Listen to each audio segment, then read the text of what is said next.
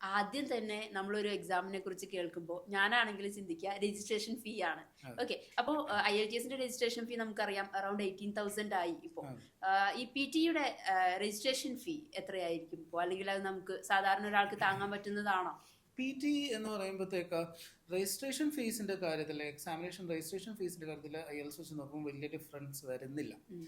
17,000 one time payment ആണ് PT യുടെ. 18,000 IELTSന് 1,000 difference മാത്രമേ ഉള്ളൂ. അപ്പോൾ ഫീയും നമ്മൾ ഏതാണ്ട് സെയിം ലെവലിൽ നിൽക്കുന്ന ഈ സമയത്ത് എന്തുകൊണ്ടായിരിക്കാം ഏറ്റവും കൂടുതൽ ആ ഒരു ഡിഫറൻസ് വരുന്ന ആ ഒരു ഡിസിമിലാരിറ്റി എന്താണ് സാർ കാണുന്നത്? IELTS എന്ന് പറയുന്നത് രണ്ട് പാറ്റേണിലാണ് എക്സാം നടത്താറുള്ളത്. ഇപ്പോൾ വർഷങ്ങളായിട്ട് അങ്ങനെ രണ്ട് പാറ്റേൺ ആണ്, താങ്കൾക്ക് അറിയാവുന്ന ഒരു കാര്യമാണ്. പേപ്പർ ബേസ്ഡും കമ്പ്യൂട്ടർ ബേസ്ഡും. PT തുടക്കം മുതലേ PT എന്നുള്ള പ്രൊഫഷൻസി ടെസ്റ്റ് ലോഞ്ച് ചെയ്ത കാലം മുതലേ AI ബേസ്ഡ് ആണ്. എന്ന് വെച്ചാൽ കംപ്ലീറ്റ്ലി കമ്പ്യൂട്ടർ ബേസ്ഡ് ആണ്.